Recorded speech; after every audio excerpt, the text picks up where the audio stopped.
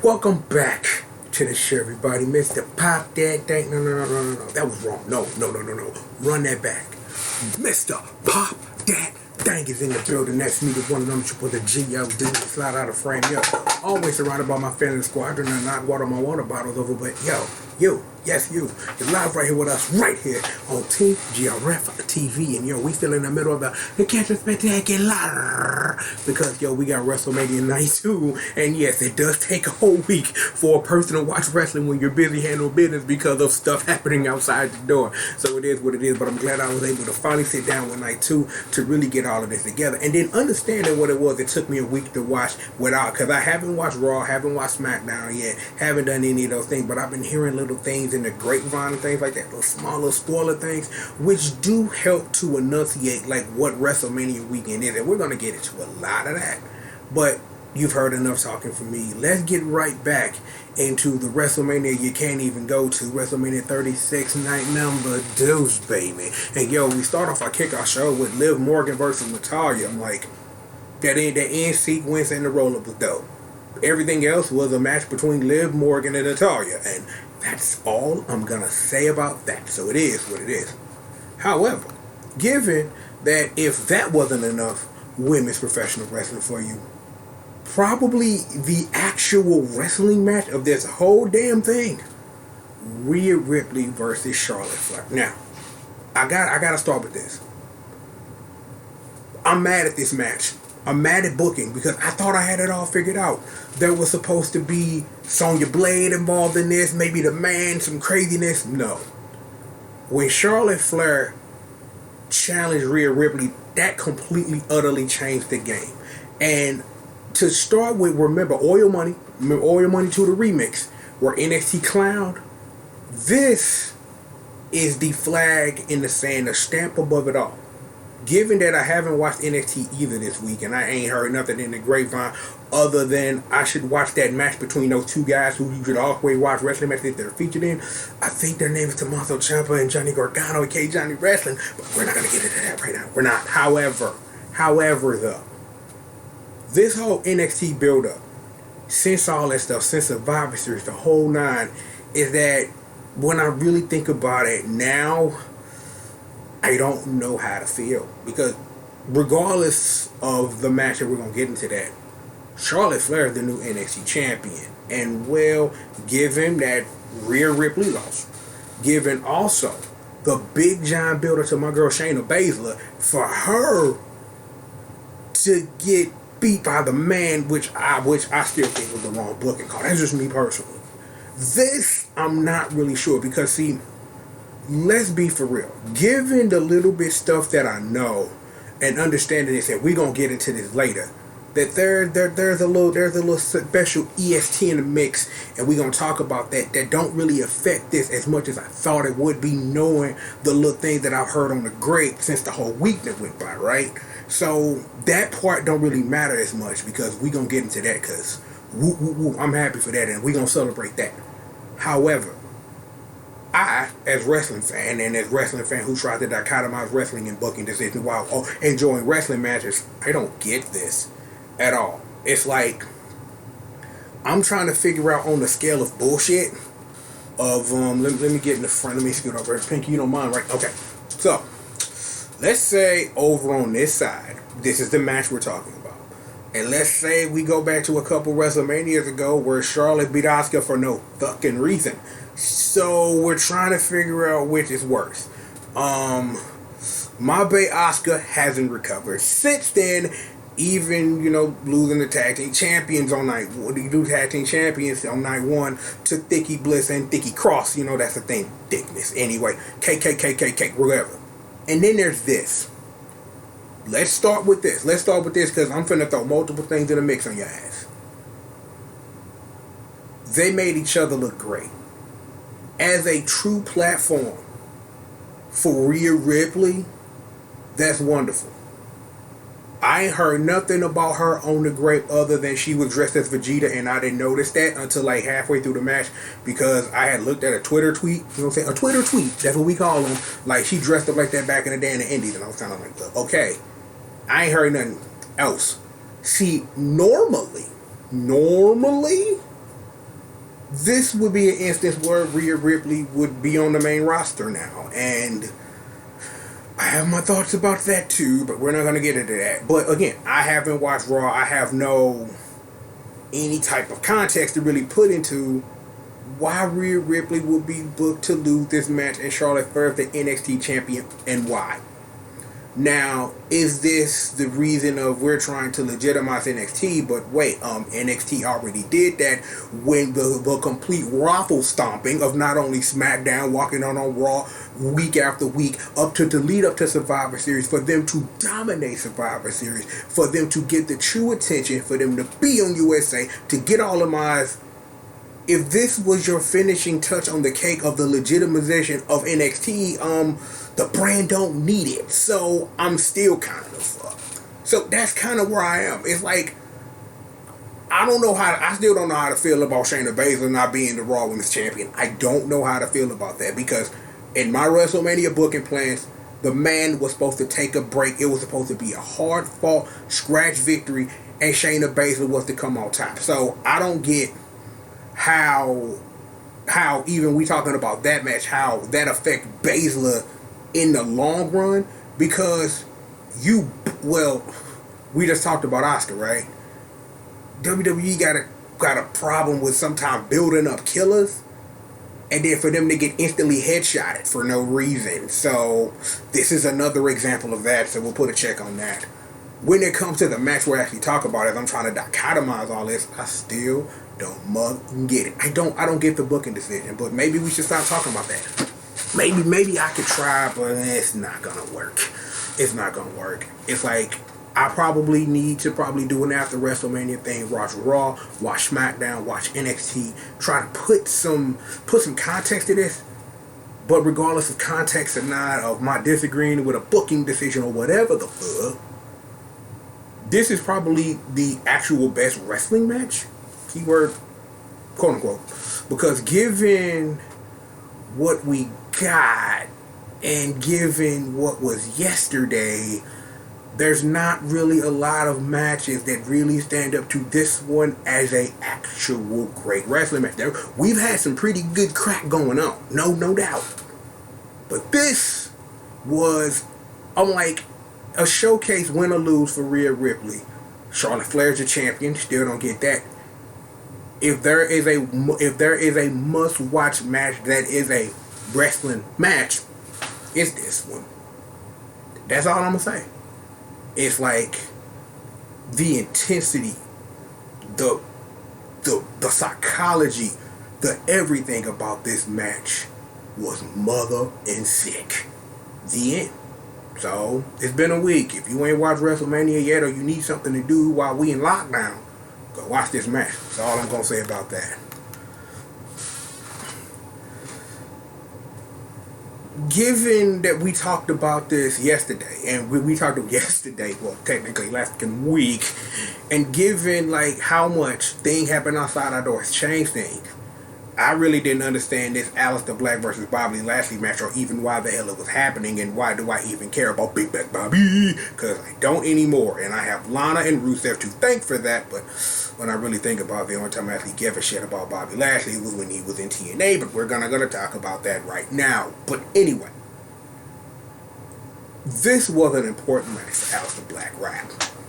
And here's why. They got a little bottle rocket on. They ain't got a NASA bomb on his ass yet. But Aleister Black been putting in work. In this road to WrestleMania, Aleister Black has been putting in the work, hitting fools with that black mask and ending cats. And I love it. Aleister Black deserves that, because especially the false start they had when they was doing all the draft shit, when they were supposed to be doing something with my boy and they quite couldn't figure out what to do. Yes, book him as a fucking murderer. Do that. That's like probably what's the best thing to do. You may at some point get the U.S. Intercontinental title on him if they trying to switch brands or whatever, or do whatever with him. He's not going to be immediately in your title picture. It's not going to happen. He going to have to kill a lot more folks. He going to have to kill a lot more folks to get near the guy who is champion, who we will talk about later, because that damn match. But anyway, This was a great showcase for Aleister Black. Bobby Lashley, Big Black Bobby. did what he did, but this was a great show for Aleister Black, and he got the 1, 2, 3 mostly clean. So you take what you can with that, but it's going to be interesting to see, like, once we get back to some normalcy in our professional wrestling, it's going to be interesting to see what they do with my boy Aleister, because I don't want them to screw the pooch on this, but hope. Professional wrestling, especially when coming to the WWE, you learn not to have none, but here's hoping that Aleister Black gets what he deserves and they get a mid-card title on him for a while, and in a couple of years we'll be talking about him as a Universal or World Heavyweight Champion. Cannot wait for that. Okay. I need a second. So remember I knocked over my water bottle earlier. I'm going to get some water out of it because I'm going to take a water break. So give me a second. Get some more water after the video over. Don't worry about that. Anyway, though, back to the lecture at hand. This Otis and Mandy Rose thing. Yeah, I'm like, I was lost for most of it. As in lost, as in I don't care. Not offense to anybody in this angle, but it's kind of like big man gets his girl in the end. That's great. The wrestling match and the wrestling match that preceded it are kind of decent. Poor Dolph Ziggler, because that's all we can say. You know what I'm saying? So when you're betraying a best friend, it's like, we don't want you dating fat boys, and it's kind of like, I don't know. I don't understand this. There was a hacker at some point. I heard he's been revealed. That's what I heard through the grapevine. I can't confirm that that's true because I ain't watched SmackDown yet. But this is the way that this should be blown off. What they ultimately do with Otis and Mandy Rose, do that. We'll just do it over there off screen. I'm just I'm fucking with y'all, but I'm not invested in this as one should be. I'm like, it was a great Mania moment, if that's what you're looking for, especially given this type of Mania. And this probably would have been different had it been screaming fans and things like that, and they could have done more with it. But it was good that they got this angle, but how much gas do this angle got? Me no know. So it is what it is. Wrestling match was decent. There was a caterpillar at some point. Dolph Ziggler did a wrestling move, and that's probably all you really need to say about that. I'm going to say this. I came into probably one of the best builds I have been involved with in a while when it comes to professional wrestling, when it comes to that boy Edge and that boy Randy Orton. Let's please rewind it back to what is the name of that pay-per-view? Oh, it's called the Royal Rumble, where I cried really hard. Cause on this day I wanted like a little baby. Cause Edge is back. Everything is come to life. And all that marked the fuck up. And ever since then, Psycho Randy showed up. And you know we love Psycho Randy. He'll tongue kiss your wife. He'll punt kick you in the head. I kind of sort of sometimes every now and then think in my head like, I wonder when Legend Killer Randy Orton's coming back. And this is kind of was that. But depending on how you really think about it, because here's the first way I think about it. Edge coming back, you know what I'm saying, and probably like, yo, I want to work with Randy on this because, you know what I'm saying, it's like, given what Edge is that who better to work with than somebody who know you best in the ring, you know what I'm saying, like, even given that this match was nowhere near a professional wrestling ring in any way, which was dope. The nucleus of, I just want to work with my homie in this program, let's do that, that really bubbled to the surface because of all the craziness that happened. I love you more than I love your wife, and I love your kids, but I'll marry you to do it. And I thought that was pretty dope. The Raw before Mania, Edge cut that promo, like, that did hard. That was crazy. That's what you needed. And it's like, the build was great. The match wasn't a wrestling match, so I can't really judge it as that. As a street fight, as a I'm finna murder a fool on my mama, cuz this was wonderful. I'm like, I don't know how many elbow drops. I'm like, that part where Edge was like, I'm Vega from Street Fighter now. Here's an elbow, cuz. I'm like, what the fuck? I'm like, Edge and Randy murdered each other. on top of tables, on top of semi-trucks, on top of actual trucks. Throw a fool into a fence. Yo, wreck the craft table. Throw a fool off a thing. They murdered each other. So judging it as a wrestling match that had no wrestling in it, you can't do that. But you want to know what I just remembered. One of the dopest parts of the whole match was even before the match started. Randy Edge just sitting there. He just waiting. He like, Randy, I'm gonna kill him. I'm gonna kill him. Randy like, I got the camera. Come talk to me. RKO out of nowhere. And that reminds me that even to this day, I still mark out for RKO out of nowhere. Like, it's like I know I've seen the videos like in my feed, like who got the best stunner. It's like it ain't really no contest who got the best cutter. It's fucking Randy Orton, bro. Like, given the people who do cutters normally, it's like if you want to be for real, who better than Canyon, right? But when Randy Orton hits you with that RKO cut out of nowhere, it's like you got DDP, you got Canyon, and then you have Randy Orton who has elevated that move into something worth watching. And I gotta give him credit for that. I may never remember to do this again in my life, as long as we do the Savage era real shit.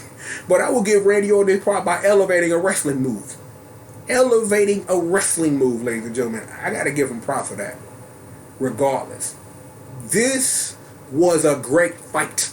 This was a great fight. I didn't have something to put there, an adjective or an adverb, lolly, where you at, girl. But this was what it was, and you really can't ask for much more than what this actually was. This was a fight. I appreciated the build to this fight. I appreciated the dumbness that this fight was. A wrestling match this was not. I cannot judge it or grade it on that. But as a fight, with all of this build, for all of it, it was worth seeing it, and I want to see more Edge in the ring. Hopefully, he just do his one match a year. Maybe him and Randy will bury the hatchet, and they'll be in a tag team match next Mania. Who knows? But it's good to see my boy Edge back. I'm glad him and Randy was able to do something cool. Even if Edge don't want to do it no more, go back doing this acting thing or whatever. It's just good. Oh, that blah, blah, blah, blah. Makes me a happy man. So it is what it is with that. So, Gronk's the new 24/7, 48/7, 7-Eleven, I-95 North and South champion. Because remember, who's that guy? Oh, the Mojo Rawley. Yeah. You know what I'm saying? So it was a whole bunch of stuff. So Gronk got the title now. So hopefully hopefully Tom Brady pin him or something. That should be fun. I've been waiting for this right here. I've been waiting for this for a reason you may not think. Even at this point, because if you go watch the last video, I still had a question of how we ended up at the Street Profits defending the Raw Tag Team Championships against Best Theme Song in the damn company and Austin Theory out of nowhere. And it's like, well, Andrade's injured. Here's my other question, which is weird. Given this whole weekend and given, I think, every match on this card, kickoff show, everything, y'all remember this dude named Humberto Carrillo? Y'all remember that guy? Remember I said he was going to get a WrestleMania moment? Here's a newsflash. He didn't, bitch. The end. So who knows what's going to happen with Humberto? Who knows what's going to happen? So it's like, I guess maybe, even given this, maybe if Andrade wasn't injured, you probably would have had a U.S. championship match on a kickoff show, and that would have been your WrestleMania moment for that. Even given this, the match was decent. Here's the problem. I don't care. See, I don't care about the match at all. See, here's the Street Profits versus Angel Garza and Austin Theory.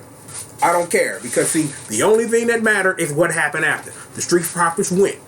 Angel Garza and Austin Theory putting in work. Zelina Vega's in the building. And then the EST of WWE show up. My girl, Bianca Belair, clowning. It's my dream. Okay? It's my dream to see my girl clown. Okay, I'm just fucking shit. But real shit. Even given WrestleMania being what it was, this is a great time. I'm like, I don't know what they gonna do with her. I know that she wrestled the next night on SmackDown in a 6-person tag team. You know what I'm saying? They did that and was able to get one up on my girl Mighty Me. I'm telling you the vague. Sorry. Focus. Fuck. Anyway, I just had a thought about her dressing up as Katana. Don't sue me, bro. Look, regardless of the match or whatever, I'm glad my girl Bianca is gonna really get her shine. I'm like, my thing is that it was a shame that she had got that far to get that close to the NXT Women's Championship for Charlotte to just walk in. Because it's like it should have been her and Rhea Ripley at some takeover or something. If we was, because I don't know, because see the thing is that we can't blame you know what for this. We cannot. That was a die that was already cast.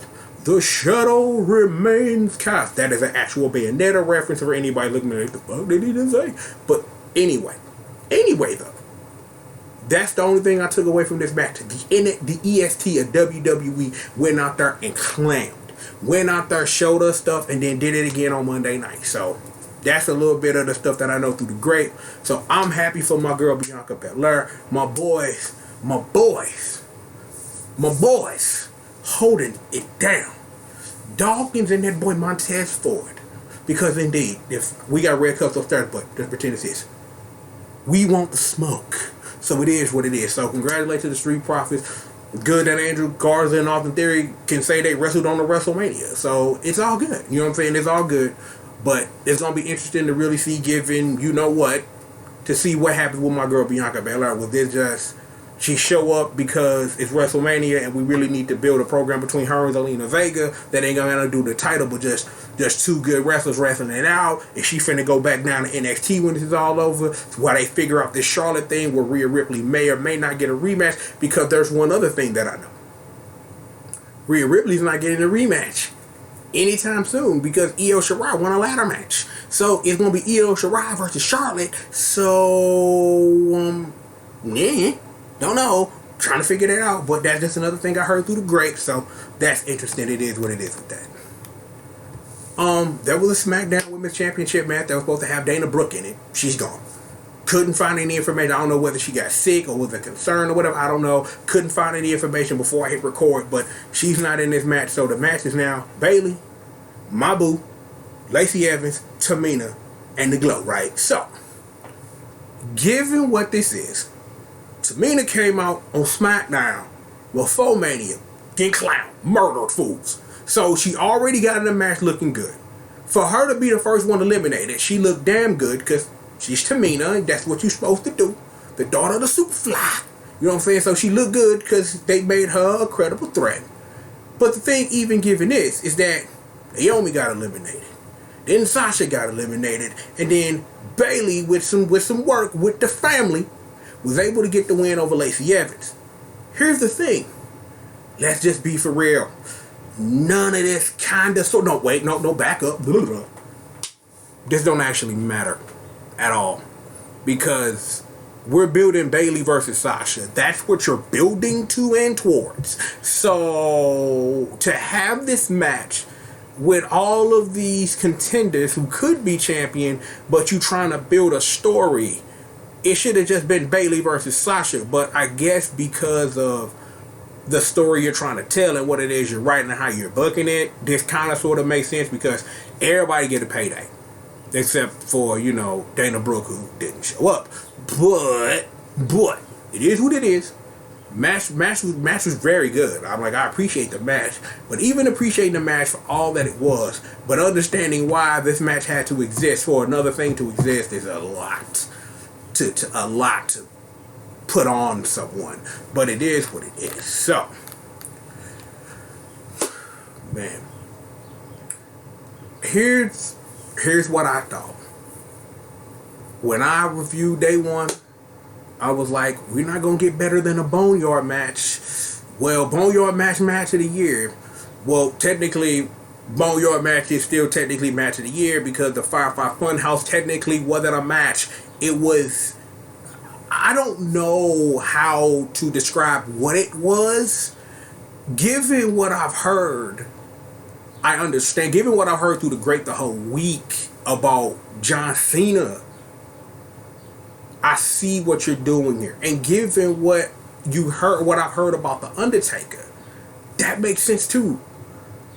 Just as the Boneyard match and him coming out as the American Badass, doing all the Taker shit and doing all that, and him coming up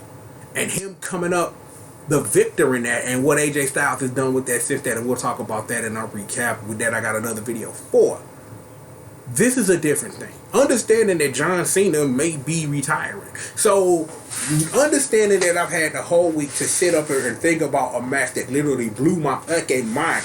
And understanding, that even when I was watching the match, it was kind of like, we're seeing like this trace through this garden of John Cena's career of ruthless aggression and all that, right? And understanding that, and then as you get into Dr. Thugonomics, and then you get into the John Cena that we know, and then you get into a flip of that, and then you get to see, it's like, and giving the whole NWO part of that thing with completely like, plow, like it made my brain explode. Understanding it from the angle of the one thing that may have been able to change the tide of what that was like, of the thing that most fans wanted, was John Cena to be a heel, to be that. Even given the times where John Cena could have been a heel, the most important one was his whole feud with The Rock.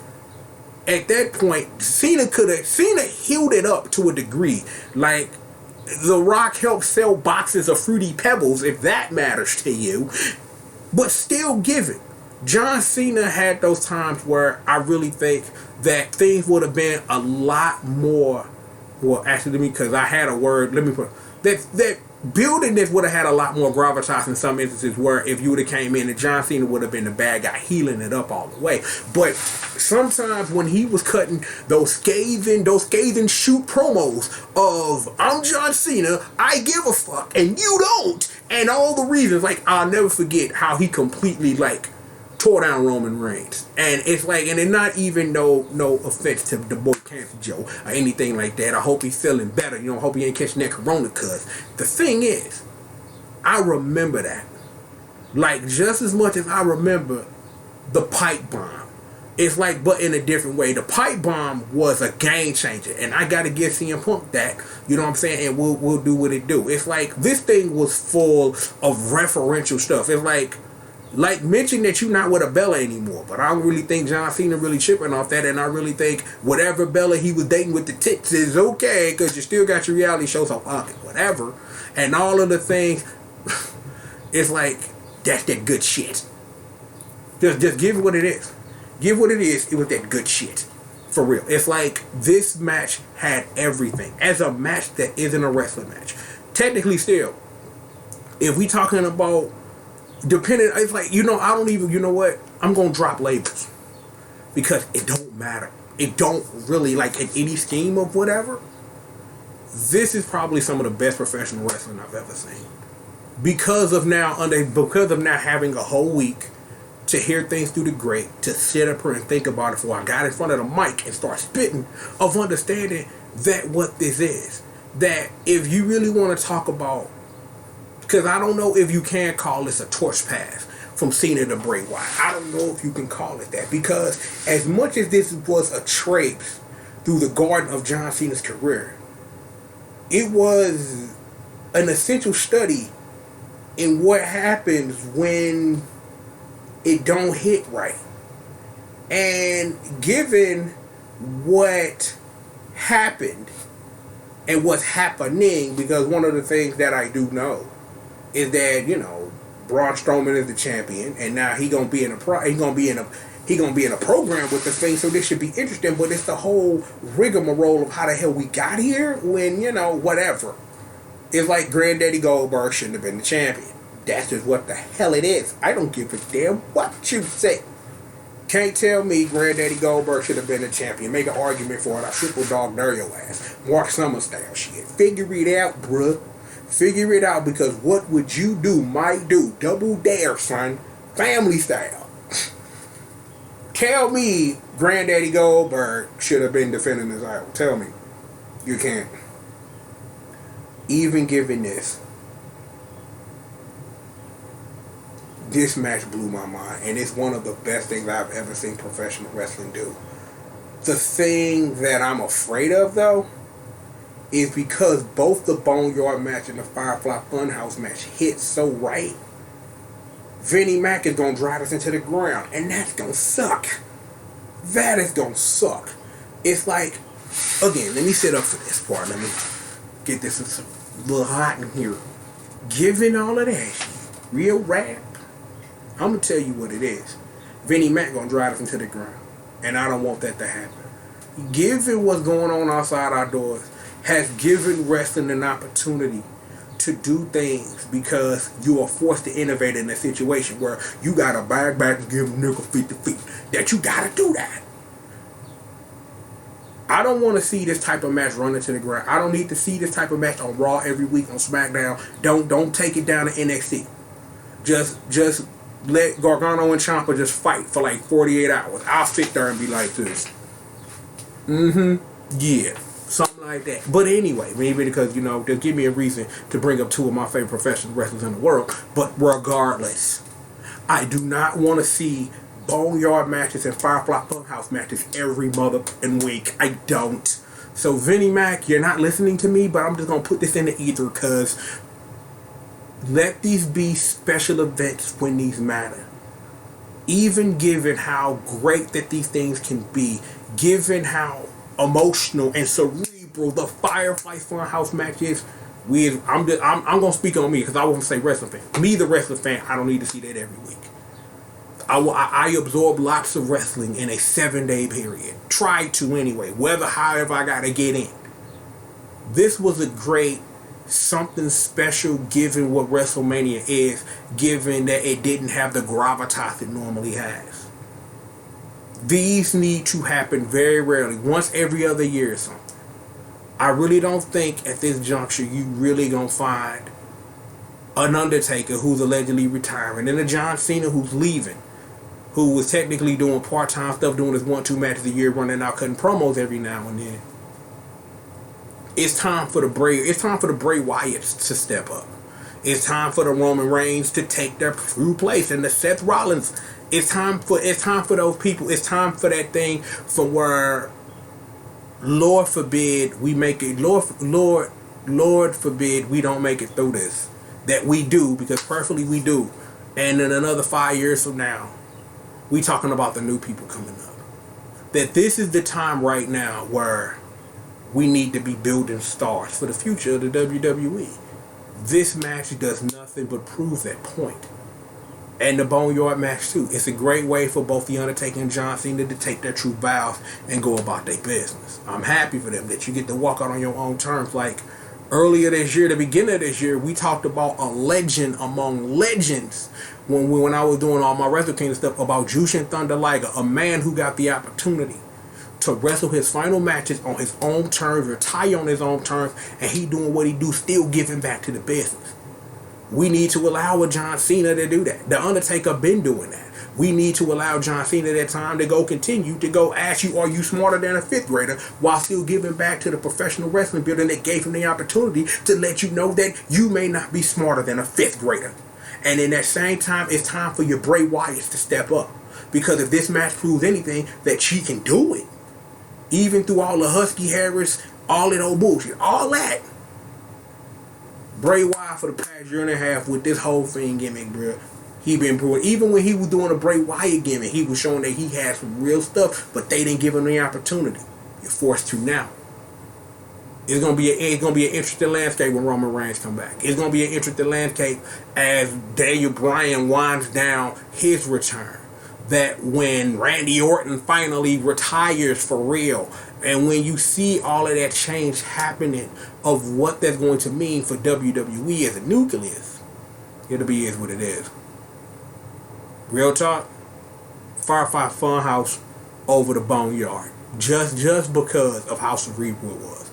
The Boneyard was a great cinematic wrestling match, given what it now represents. About what we know about The Undertaker, John Cena in this match, it truly represents again this walkthrough of his career of who he was when ruthless aggression to that word life to that PG to what it is now is what it is with that. So, John Cena, if this is a passing of the torch, let it be that. And let Wyatt do what the hell he got to do to sit up here to be one of them cats that you put the company on his back and let him do what he do. So it is what it is. Our main event of the evening. It took forever, but, you know, the chosen one is now the chosen champion because, yeah. The thing is, this match is exactly what it needed to be. It needed to be short, quick, and it needed to be a fight, hard-hitting, just straight, hard-hitting, neck-breaking, everybody out they see. The world is one shot to coach. But for real, this match was what it was. F5, F5, F5, F5. Claymore, Claymore, Claymore champ.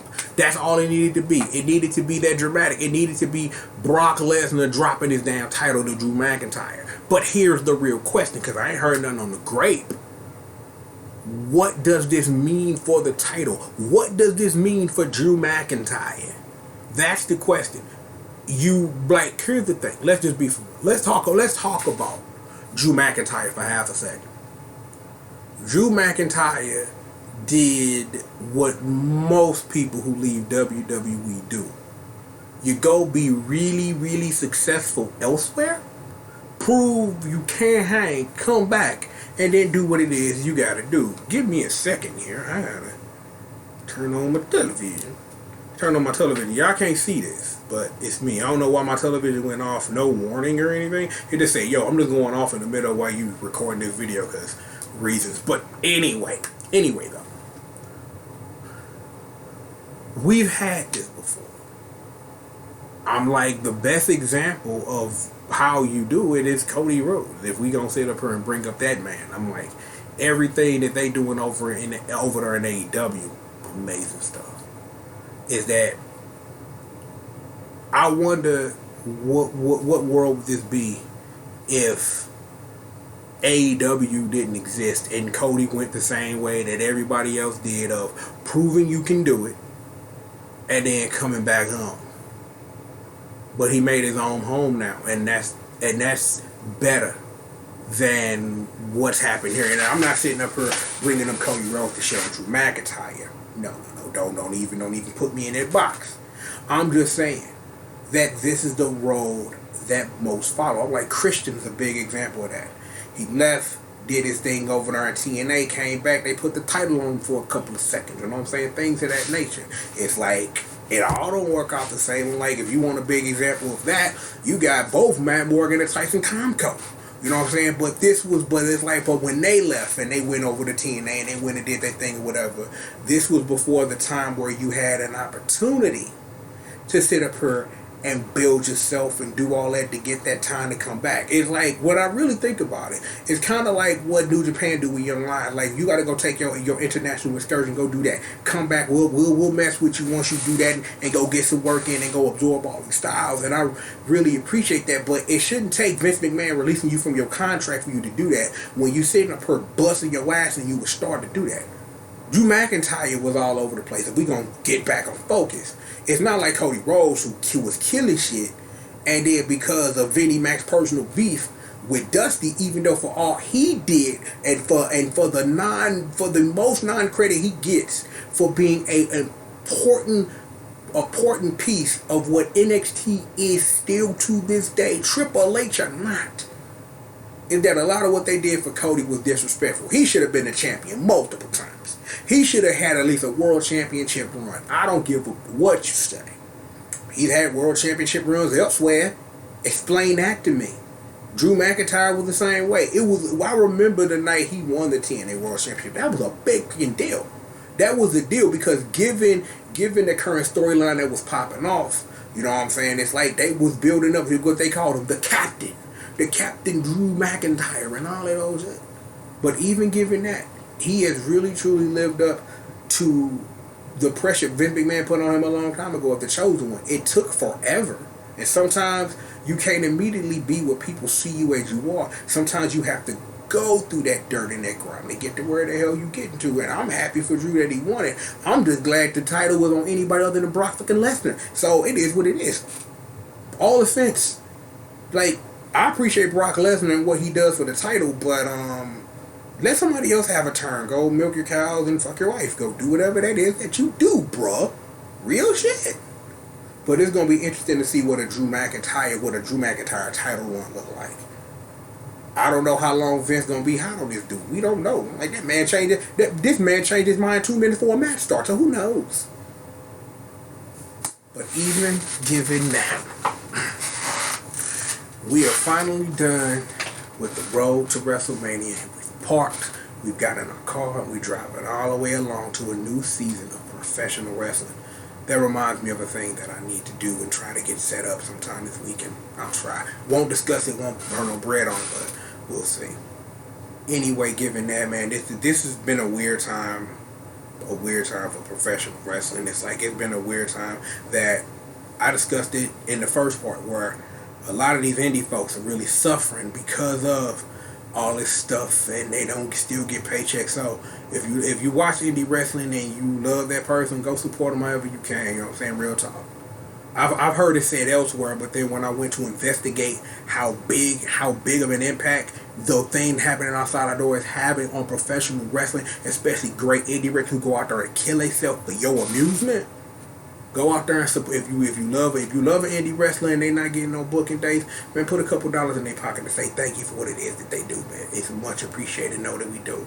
Remember though, don't do this, don't do that, don't do this, and do this all day. Keep yourself clean and all that. But seriously, we have got plenty of more show for all of you, so please sit back, relax, and stay tuned with me, Mr. Pop That, and the one and only triple the G.O.D, aka Mr.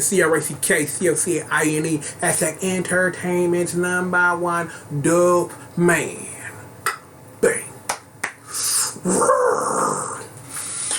Bang. And of course, I am indeed the baddest monster in existence. Don't you ever forget it.